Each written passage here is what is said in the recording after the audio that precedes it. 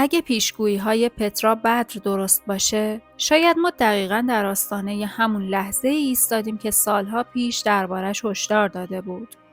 چرا مطرح شدن این پیشگویی حالا اینقدر مهم شده؟ چون اون سالها قبل گفته بود شکاف درون قدرت و فروپاشی از داخل آغاز میشه، نه از بیرون. او از لحظه‌ای صحبت کرده بود که همه چیز در ظاهر آرام است، اما پشت درهای بسته تصمیمی بزرگ گرفته می شود. جملاتی که آن زمان شاید اغراق‌آمیز به نظر می رسید، اما امروز با هر بحران سیاسی، هر اعتراض خاموش و هر اختلاف در رأس حاکمیت معنای تازه‌ای پیدا می‌کنه. او از لحظه‌ای صحبت کرده بود که همه چیز در ظاهر آرام است، اما پشت درهای بسته تصمیمی بزرگ گرفته می شود. جملاتی که آن زمان شاید اغراق‌آمیز به نظر می رسید، اما امروز با هر بحران سیاسی، هر اعتراض خاموش و هر اختلاف در رأس حاکمیت معنای تازه‌ای پیدا می کنه. او از دوره‌ای گفت که مردم هنوز نمی‌دونن تغییر آغاز شده، اما ساختار قدرت دیگه مثل قبل یک پارچه نیست. از شبی حرف زد که تصمیمی پشت درهای بسته گرفته میشه و صبح آن کشور وارد مرحله جدیدی میشه. سوال اینجاست، آیا نشانه هایی که امروز میبینیم همون پازل تکمیل شده پیشگویی های پترا بدره؟ در این ویدیو قراره بخش‌هایی رو مرور کنیم که اگه کنار هم گذاشته بشن، تصویری تکان دهنده از آینده ایران و تحولات پیش رو ترسیم میکنن. پترا بدر میگه در تصاویرش درون ساختار قدرت در ایران رو میبینه. نه فقط اعتراض و خیابان، بلکه تغییراتی که از داخل شروع شده و آرام آرام به همه چیز سرایت میکنه. او تاکید میکنه که این تغییر یک فروپاشی ناگهانی نیست، بلکه فروپاشی تدریجی اعتماد و اجماع در رده‌های بالاست. طوری که ابتدا فقط چند نفر اون را حس میکنن، اما بعد مانند موجی بزرگ گسترش پیدا میکنه. او میگوید ستاره‌ای که سالها روشن بود، حالا نورش کم فروغ شده و این نشانه آغاز دوره‌ای جدید در ایران است. طبق ادعاهای پترا بدر، او در برخی از دیده‌هایش تنش یا درگیری احتمالی بین ایران و آمریکا را می‌بیند. اما نکته اصلی این نیست که جنگ حتما اتفاق می‌افتد، بلکه این است که حتی احتمال آن می‌تواند همه چیز را سریع‌تر تغییر دهد. او میگوید اگر این تنش در نهایت رخ بدهد، سقوط سریعتر اتفاق می‌افتد، شاید در عرض چند هفته. و اگر هم جنگی رخ ندهد، باز هم روند تغییر آغاز خواهد شد، فقط با سرعتی کندتر.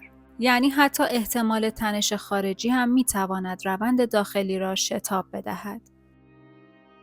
یکی از مهمترین بخش‌های ادعاهای او درباره انتقال قدرت است. او میگوید ابتدا ممکن است حکومت تلاش کند با دادگاه‌های نمایشی اوضاع را آرام کند. دادگاه‌هایی که در آنها چند نفر از نزدیکان خود حکومت متهم می‌شوند، اما عمق بحران پوشانده نمی‌شود. او سپس اضافه می‌کند که بعد از این نمایش‌ها دادگاه‌های واقعی آغاز می‌شن. دادگاه‌هایی که در آنها واقعیت‌ها آشکار میشن و افشاگری و پاسخگویی شکل می‌گیره. هرچند این صحنه هنوز بخشی از ادعاهای پیشگویی اوست، اما بسیاری امیدوارند چنین اتفاقی رخ بدهد. پترا میگه صحنه‌ای دیده که چندین مقام بالا با چمدان‌های پر از پول و طلا شبانه قصد فرار از کشور رو دارن. او حتی به مسیرهای خروجی خاصی اشاره میکنه، مثل ترکیه، امارات، عراق و لبنان. هرچند تاکید میکنه که این جزئیات صرفاً بخشی از ادعاهای دیدن اوست و نه یک قطعیت رسانه‌ای. اون میگه آنها حتی پیش از فرار آخرین دزدی‌های خود را هم انجام میدهند، خزانه کشور را خالی میکنند و هرچه میتوانند با خود میبرند. به گفته او این نشانه بی‌اعتمادی عمیق در رأس قدرت است. در بخش دیگری از گفته‌هایش، پترا بدر ادعا می‌کند حمایت جمهوری اسلامی از برخی گروه‌های منطقه‌ای در حال قطع شدن است. او توضیح می‌دهد این قطع حمایت نه فقط به دلیل کمبود منابع مالی، بلکه به دلیل این است که خود آن گروه‌ها می‌خواهند از وضعیت فعلی فاصله بگیرند، چون می‌بینند ساختار فعلی در حال ضعف است. او میگوید آنها کشتی در حال غرق شدن را می‌بینند و نمی‌خواهند همراه آن غرق شوند. پترا در یکی از بخش‌های پیشگویی‌هایش صحنه‌ای خاص را توصیف می‌کند. مردی نظامی با لباس نظامی و ریش سفید که سعی دارد با قایق از جنوب کشور فرار کند، اما دستگیر می شود. او میگوید این دستگیری در سطح جهانی انفجار خبری ایجاد می کند و همه دنیا درباره آن صحبت خواهند کرد. اما یکی از جنجالی ترین بخش‌های روایت او تصویری است از فردی که با پرچم شیر و خورشید وارد خاک ایران می شود و پشت سرش جمعیتی میلیونی ایستادند که با اشک شوق از او استقبال می کنند. در روایت او این بازگشت برای احیای سلطنت نیست، بلکه برای تشکیل شورای ملی و اتحاد نیروهای اپوزیسیون است. او توضیح می‌دهد که شاهزاده رضا پهلوی با چهره‌های مختلف اپوزیسیون، فعالان مدنی، روشنفکران و حتی بخش‌هایی از اصلاح طلبان یک شورای موقت تشکیل می‌دهد تا انتخابات آزاد برگزار شود. در روایت پدرا این شورا قصد دارد یک همه‌پرسی ملی برگزار کند که مردم در آن انتخاب کنند می‌خواهند جمهوری باشد یا سلطنت. پترا میگوید در تصاویرش می‌بیند که اکثریت به نوعی حکومت سکولار رأی می‌دهند و شاهزاده رضا پهلوی با افتخار آن را می‌پذیرد و رهبری دولت جدید را بر عهده می‌گیرد. این بخش یکی از بحث برانگیزترین قسمت‌های روایت اوست چون نتیجه‌ای مشخص را تصویر می‌کند. او همچنین ادعا می‌کند اسناد محرمانه‌ای منتشر خواهد شد، اسنادی شامل لیست کامل اعدامی‌ها، دستورات مخفی، پرونده‌های سرقت از بیت‌المال و توافقات پنهانی با کشورهای دیگه. به گفته او، این اسناد روایت تاریخی جمهوری اسلامی رو تغییر میدن. در ادامه پترا بدر میگه برخی مقام‌های بلندپایه ممکنه در دادگاه بین‌المللی لاهه محاکمه بشن و این اتفاق انفجار اجتماعی ایجاد میکنه. اون میگه تصاویر این محاکمه ها در سطح جهانی پخش خواهد شد. پترا تصویر میکند که در میانه بهار 2026 خیابان‌های شهرهای بزرگ ایران مانند تهران، اصفهان، مشهد، شیراز و تبریز پر از مردم میشود.